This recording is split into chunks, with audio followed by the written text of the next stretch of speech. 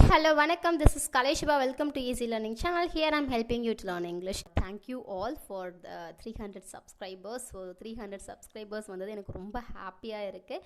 And இது increase ஆகணும்னு நான் ஆசைப்பட்றேன். ஸோ நான் சொல்லித்தர விஷயங்கள் உங்களுக்கு பிடிச்சிருந்துச்சுன்னா கண்டிப்பாக உங்கள் ஃப்ரெண்ட்ஸ்க்கு ஃபேமிலி மெம்பர்ஸ்க்கு ஷேர் பண்ணுங்கள். Okay. In this video, as usual, I'm going to teach you 15 sentences, especially for the beginners. If you are the beginner, you can watch this video to improve your English knowledge. So, let's see the sentences. The first sentence is, என் வார்த்தையை குறித்து வச்சுக்கோ அப்படின்னு சொல்லுவாங்க இல்லையா. இன்றைக்கி இல்லைனாலும் ஃப்யூச்சரில் கஷ்டப்படுவடா, என் வார்த்தையை குறித்து வச்சுக்கோ அப்படின்னு சொல்லுவாங்க இல்லையா. அதுக்கு இங்கிலீஷில் மார்க் மை வேர்ட்ஸ். நாளைக்கு மேம் கண்டிப்பாக வரமாட்டாங்க. மார்க் மை வேர்ட்ஸ், நான் சொல்கிறத குறித்து வச்சுக்கோ பாரு, நாளைக்கு மேம் கண்டிப்பாக வரமாட்டாங்க. ஸோ அதை வந்து குறித்து வச்சுக்கோ. நான் சொல்கிறத எழுதி வச்சுக்கோ அப்படின்ற மாதிரி சொல்லுவாங்கன்னு நினைக்கிறேன். எஸ், நான் சொல்கிறத எழுதி வச்சுக்கோ மனசில். அதுக்கு இங்கிலீஷில் mark my words. Understood? So the next sentence is, could you speak a little louder? கொஞ்சம் சத்தமாக பேசுகிறீங்களா அப்படின்னு சொல்லி கேட்போம். ஸோ அது வந்து ஒரு அஃபிஷியலாக பேசிகிட்டு இருக்கோம் அப்படின்னா அவங்கக்கிட்ட, ma'am good you speak little louder, கொஞ்சம் சத்தமாக பேசுகிறீங்களா ma'am, you are not audible, நீங்கள் பேசுறது வந்து எனக்கு கிளியராக ஆடிபிளாக இல்லை, கேட்குற மாதிரி இல்லை, வாய்ஸ் ரொம்ப லோவாக இருக்குது.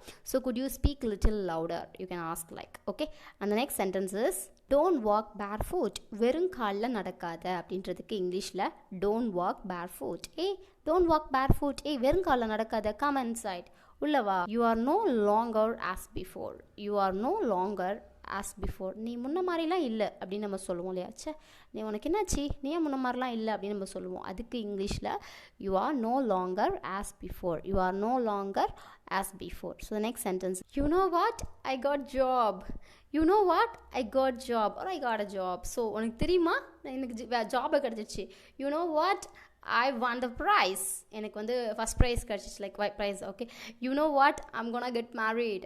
ஸோ உனக்கு தெரியுமா எனக்கு கல்யாணம் ஆக போகுது. ஸோ உனக்கு தெரியுமா அப்படின்னு நம்ம சொல்லிப்போம். யூ நோ வாட், உனக்கு தெரியுமா.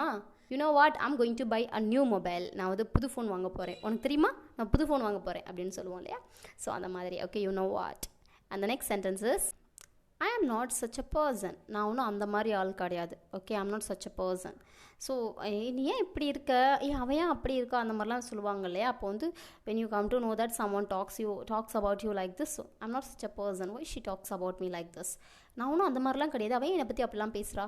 So I'm not such a person, she is such a person, அவன் அப்படி ஒரு பர்சன், ரொம்ப ஒரு பர்சனை பற்றி ப்ரௌடாக, நம்ம ஒரு பர்சனை பற்றி ப்ரைஸ் பண்ணி பேசுகிறோம் அப்படின்னா she is such a person, அப்படி ஒரு பர்சன், ஒரு நல்ல ஒரு கைண்ட்னஸ், லைக் ஹம்பிள், ஏதோ ஒரு ஓகே, ஒரு குட் பர்சனை நம்ம வந்து இந்த மாதிரி சொல்லலாம்.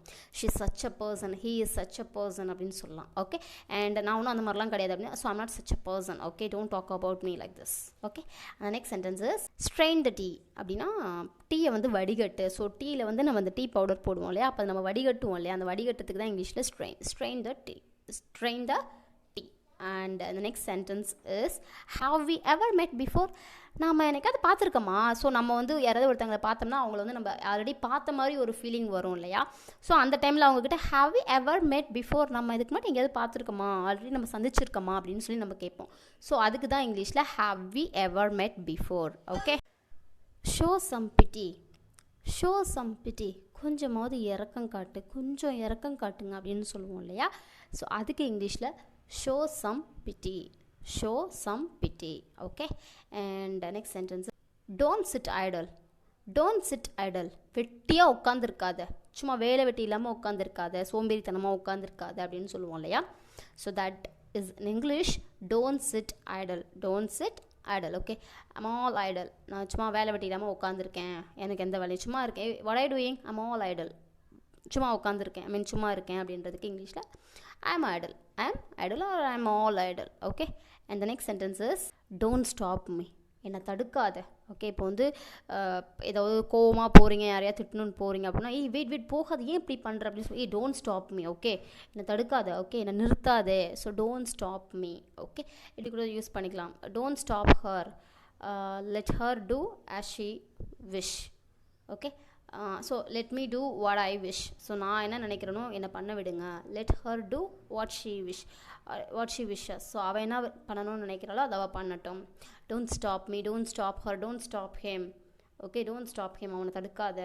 understood? So அதுக்கு இங்கிலீஷில் don't stop him, don't stop. And the next sentence is don't say anything, எதுவும் சொல்லாத. ஓகே, don't talk anything, எதுவும் பேசாத அப்படின்ற மாதிரி don't say anything, நீ எதுவும் சொல்லாத please, don't say anything. Understood?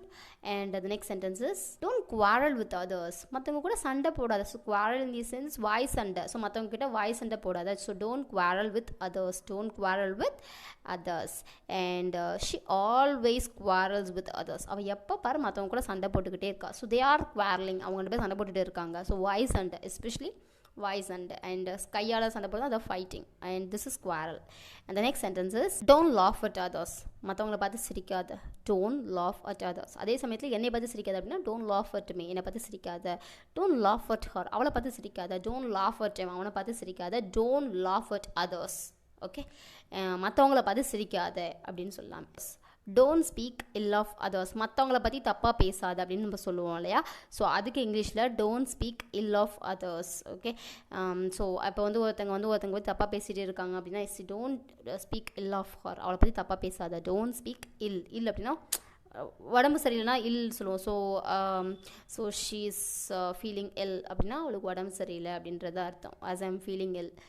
So இங்கே வந்துட்டு அவங்கள பற்றி தப்பா இல்லைனா இந்த இடத்துல வந்து தப்பா. Okay, so don't speak ill of others, மற்றவங்கள பற்றி தப்பாக பேசாத. Don't speak ill of me, என்னை பற்றி தப்பாக பேசாத. Okay, the next sentence, last sentence is I love to stroll. I love to stroll. So அப்படின்னா எனக்கு வந்து உலாவ போகிறது, சும்மா லைக் லெஷர் வாக் பண்ணுறது எனக்கு ரொம்ப பிடிக்கும். சும்மா வாக் போயிட்டு வரலாம் அப்படின்னு சொல்லுவோம் இல்லையா, லைக் உலாவுதல். அந்த காலத்துலலாம் வந்து ராஜா வந்து தோட்டத்திற்கு உலாவ சென்றார் அப்படின்னா. So that is stroll. And இப்போ வந்து என்ன சொல்லலாம், ஐ ஸ்ட்ரால்ட் அரவுண்ட் த சிட்டி, நான் வந்து இந்த சிட்டியே வந்து சும்மா ஒரு வாக் போயிட்டு வந்தேன். இந்த சிட்டிலே வந்து ஒரு சும்மா சிட்டியை போய் சுற்றி பார்த்துட்டு வந்தேன். That is what I strolled around the city. And let's go for a stroll. So நம்ம ஒரு சின்ன வாக் போயிட்டு வரலாம், சும்மா ஒரு லெஷர் வாக் போயிட்டு வரலாம், சும்மா உலாவிட்டு வரலாம் அப்படின்னு சொல்லலாம். அதே மாதிரி one person who does it all the time, யாராவது ஒருத்தங்க இந்த லெஷர் வாக்கை வந்து ஆஃபன் பண்ணுறாங்கன்னா will call them a stroller. And பேபியை வந்து கேரி பண்ணிட்டு போகும் இல்லையா, ஒரு சின்ன ஒரு லைக் அந்த ஒரு சின்ன வெஹிக்கல் இருக்கும் இல்லையா, அதுக்கு கூட இங்கிலீஷில் stroller. And these are the sentences. So என்ன இந்த வீடியோ வந்து பிடிச்சிருந்துச்சுன்னா உங்கள் ஃப்ரெண்ட்ஸ்க்கு ஷேர் பண்ணுங்கள்.